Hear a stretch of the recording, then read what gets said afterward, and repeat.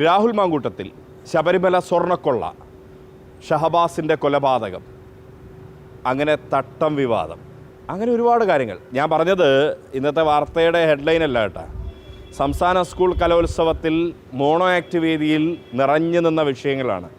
ഈ വിഷയങ്ങളൊക്കെ ആനുകാലികങ്ങളായി ഈ വിഷയങ്ങൾ മോണോ ആക്ട് വേദിയിൽ എത്തുമ്പോൾ അതിൻ്റെ പിന്നിലൊരു മാസ്റ്റർ ബ്രെയിനുണ്ട്. ആ മാസ്റ്റർ ബ്രെയിനാണ് ഇപ്പോൾ നമ്മളെ കൂടെയുള്ളത്. അത് മറ്റാരുമല്ല, കലാഭവൻ നൗഷാദാണ്. പക്ഷേ എന്താണ് ആ തല എവിടെ നിന്ന് ഇങ്ങനെ വരുന്നു? ഞാൻ ഇപ്പം ഈ പറഞ്ഞ കമൻറ്റ് കേട്ടു. വർഷങ്ങൾക്ക് മുമ്പ് സ്റ്റേജിൽ നിൽക്കുമ്പോൾ പുറത്തോടൊരു പ്രൊസഷൻ പോകുന്നുണ്ടായിരുന്നു. അതായത് ഒരു അറബി 13 വയസ്സുള്ളൊരു പെൺകുട്ടിയെ കല്യാണം കഴിച്ചു. അതിനെതിരായിട്ടുള്ളായിരുന്നു വർഷങ്ങൾക്ക് മുമ്പ് അറബി കല്യാണം. അന്ന് സ്റ്റേജിൻ്റെ ബാക്കിൽ വെച്ച് ഞാൻ ചെയ്യാൻ കൊണ്ടുവന്ന ഐറ്റം മാറ്റി ആ വിഷയത്തെ ആസ്പദമാക്കി സ്ക്രിപ്റ്റ് ചെയ്ത് മത്സരിച്ചതാണ്. അന്ന് എനിക്ക് ഒന്നാം സമ്മാനം കിട്ടിയിരുന്നു. ഒന്നാം സമ്മാനത്തിന് അന്നത്തെ ജഡ്ജ് ഇന്നത്തെ വലിയൊരു പത്രപ്രവർത്തകനാണ് ശ്രീകണ്ഠൻ നായർ. അപ്പോൾ അന്ന് പുള്ളി എന്നെ വളരെ ഒരു അപ്രിഷ്യേറ്റ് ചെയ്തുകൊണ്ട് എന്നെ കാണാൻ വേണ്ടി വിളിച്ചു. അന്ന് ഇതേപോലെ ബഹളമൊന്നുമില്ലല്ലോ വരുന്നില്ല. അപ്പോൾ അതിന് ശേഷം ഞാൻ എപ്പോഴും ആനുകാലികമായിട്ടുള്ള വിഷയങ്ങൾ എടുക്കാൻ ശ്രമിക്കുക. അതുണ്ട്. അതിൽ നമ്മളുടെ ഒരു പൊളിറ്റിക്സ്, നമ്മളുടെ ഒരു പോയിൻ്റ് ഓഫ് വ്യൂ.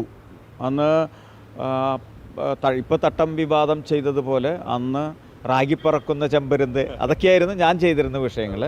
പിന്നീട് ഇപ്പോൾ എന്താ പറയുക, ബയോഗ്രഫീസ് ഒത്തിരി ചെയ്തിട്ടുണ്ട്. വിവാദമാകുന്നപ്പോൾ മാധവിക്കുട്ടിയുടെ ലൈഫ് സ്റ്റോറി എടുത്തിട്ടുണ്ട്. സാറാ ജോസഫിൻ്റെ കഥാപാത്രങ്ങളും ഇന്നത്തെ ഫെമിനിസത്തിൻ്റെ വിഷയങ്ങൾ, വിവാദമാകുന്ന വിഷയങ്ങളിൽ ഒരു കാഴ്ചക്കാരൻ്റെ കാഴ്ചപ്പാട് എന്താണെന്നുള്ളത്, ഒരു സാധാരണ ജനത്തിൻ്റെ കാഴ്ചപ്പാട് എങ്ങനെ പ്രതികരിക്കാൻ, അതായത് കല പ്രതികരിക്കാനുള്ളതാണ്. അപ്പോൾ അത് നമ്മളുടെ ആശയങ്ങൾ അടിച്ചേൽപ്പിക്കുകയല്ല, അത് ആസ്വാദ്യമാക്കിക്കൊണ്ട് ചെയ്യുക എന്നുള്ളതാണ്. അത് തന്നെയാണ് ഇത്തവണയും ചെയ്തിട്ടുള്ളത്. ഇത്തവണ പിന്നെ എനിക്കൊരു വാശി എന്താണെന്ന് വെച്ചാൽ 10 പിള്ളേർ കളിക്കുകയാണെങ്കിൽ 10 ഐറ്റം ആയിരിക്കണം. ഒരിക്കലും റിപ്പീറ്റേഷൻ വരരുത്. ഇത്തവണ എത്ര കുട്ടികളുണ്ട്? ഇത്തവണ 10 പേരുണ്ട്. 10 പേർക്കും 10 ജില്ലകൾ, 10 ജില്ലയല്ല, 8 ജില്ല. അതായത് തിരുവനന്തപുരമുണ്ട്, കൊല്ലമുണ്ട്, എറണാകുളമുണ്ട്, പാലക്കാട്, മലപ്പുറം, വയനാട്, കണ്ണൂർ, കോഴിക്കോട്. ഏറ്റവും തമാശ എന്താണെന്ന് വെച്ചാൽ തൃശ്ശൂർ ജില്ലയിൽ നിന്ന് ഈ വർഷം ആരുമില്ല. പക്ഷെ തൃശ്ശൂർ ജില്ലയിൽ നിന്ന് വന്ന വർഷങ്ങളിലെല്ലാം അത് സ്റ്റേറ്റിലെ ടോപ്പായിട്ടുണ്ട് എന്നുള്ളതും ഒരു ചരിത്രമാണ്. പക്ഷേ ഈ വർഷം തൃശ്ശൂർ ജില്ലയിൽ നിന്നും ഒരു കുട്ടി പോലും സ്റ്റേറ്റിലേക്ക് വന്നിട്ടില്ല. അത് സങ്കടകരമാണ്.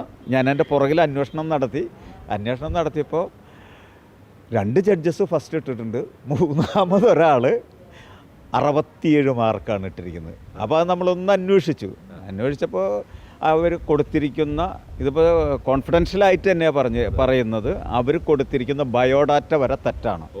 അപ്പോൾ അവരെയല്ല ഞാൻ പഴിക്കുന്നത്, അവരെ വിളിച്ചവരെയാണ്. അത് കേസും കൂട്ടമായിട്ട് നമ്മൾ ഈ ജഡ്ജ്മെൻറ്റിനെ കുറിച്ച് പോലും ഒരു മോണോ ആക്ട് ചെയ്യേണ്ട അവസ്ഥയാണ് ചെയ്തിട്ടുണ്ട്. ജഡ്ജ്മെൻറ്റിന് വെച്ചാൽ ഇപ്പോൾ ഇവിടെ ഞാനിപ്പോൾ ഒരു പ്രഡിക്ഷൻ നടത്തുകയാണ്. ഓവറോൾ ചാമ്പ്യൻഷിപ്പ് കിട്ടുന്ന ജില്ല കണ്ണൂരായിരിക്കും, കോഴിക്കോടായിരിക്കും. അത് ഇന്നത്തെ കണ്ടിട്ട് പറഞ്ഞതല്ല, അതിനു മുമ്പ്.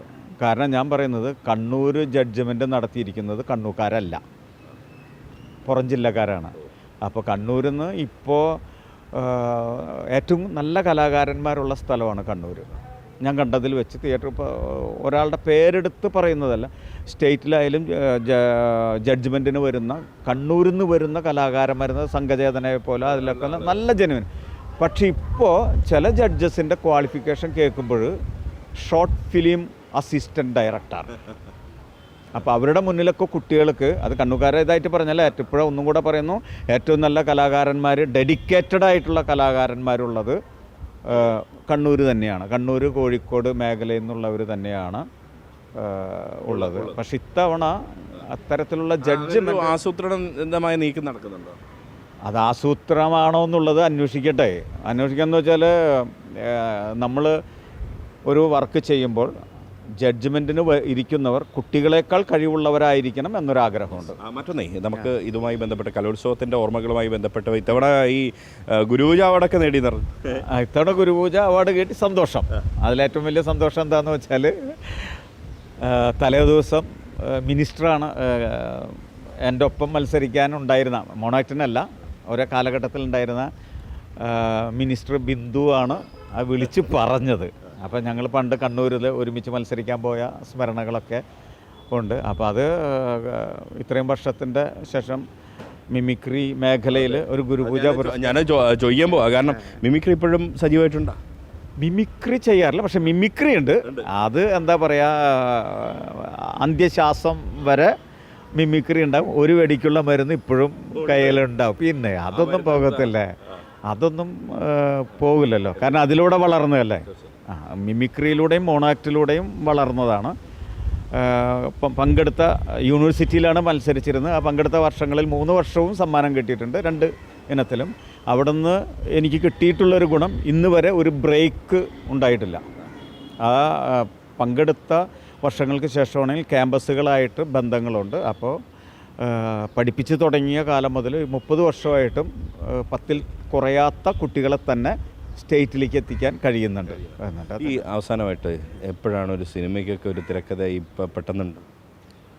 ഇപ്പോൾ വേണോ? I am ready. ഞാൻ എഴുതിയിട്ടുണ്ട്, തിരക്കഥകൾ എഴുതിയിട്ടുണ്ട്. അതും ഈ പറഞ്ഞ പോലെ ഓരോരുത്തർക്കും സംഭവിക്കട്ടെ, എന്തിനും ഒരു സമയമുണ്ട് ദാസ. ആ സമയം എത്രയും പെട്ടെന്ന് ഉണ്ടാവട്ടെ ദാസ എന്ന് ആശംസിക്കണം. പക്ഷേ ഇത് കലാഭവൻ നൗഷാദാണ്. ഒരുപാട് വലിയ കലാകാരന്മാരെ നമുക്ക് സംഭാവന ചെയ്ത നല്ലൊരു പരിശീലകനാണ്. അതിലുപരി വലിയ കലാകാരനാണ്. ഗുരുപൂജ അവാർഡ് ഉൾപ്പെടെ നേടിയ ഒരു വ്യക്തിത്വമാണ്. അതിലുപരി കരിക്കുലം കമ്മിറ്റിയുടെ ഭാഗം കൂടിയാണ്. അത് ചോദിക്കാൻ പറ്റുമോ അല്ലേ? കരിക്കുലം കമ്മിറ്റിയിലുണ്ടായിരുന്നു. അപ്പോൾ തെറ്റുകളെ ശക്തമായിട്ട് നിശിതമായിട്ട് വിമർശിക്കുകയും, ഇപ്പോൾ ഏറ്റവും വലിയ തമാശ, മിമിക്രിക്ക് മാർക്ക് ഇടുന്നത് 100-ലാണ് എല്ലാ വിഷയത്തിനും ഇടുക. ഇപ്പോഴും അവർക്ക് എഴുതി കൊടുത്തിരിക്കുന്ന ലിസ്റ്റിൽ 115-ലാണ്. അത് മാറ്റാൻ കുറേ പറയുന്നു. അതിലൊക്കെ എന്ന് വെച്ചാൽ യഥാർത്ഥ കുട്ടികൾ കയറി വരാൻ കഴിയാത്തൊരവസ്ഥ. ഇത് ആരെങ്കിലും കേട്ട്, മിനിസ്റ്ററെങ്കിലും ഇത് കേട്ടിട്ട് ആ സാധനമെങ്കിലും ഒന്ന് എഴുതി കൊടുക്കുന്നത് മൊത്തം 25 അങ്ങനെ 425 ആകുമ്പോൾ 100 ആകും എന്നുള്ളത് ഒന്ന് പറഞ്ഞ് മനസ്സിലാക്കുക. മാറ്റം വരുത്തി. ഇപ്പോൾ കൊടുക്കുന്ന 3 25-ഉം 1 20-ഉം 1 15-ഉമാണ്. അത് കരിക്കുലം കമ്മിറ്റിയിൽ ഏറ്റവും കൂടുതൽ കാലം ഇരുന്ന ഒരു അധ്യാപകൻ കൂടിയാണ് ഈ പറയുന്നത്. മിനിസ്റ്റർ അടക്കമുള്ളവർ കേൾക്കുമ്പോൾ അത് നല്ലൊരു മാറ്റത്തിന് തുടക്കം ഇടട്ടെ എന്ന് മാത്രം പ്രത്യാശിക്കുകയാണ്. ക്യാമറ പേഴ്സൺ അരുൺ മുഴക്കുന്നതിനൊപ്പം Riyas KMR, Kerala vision news, Thrissur.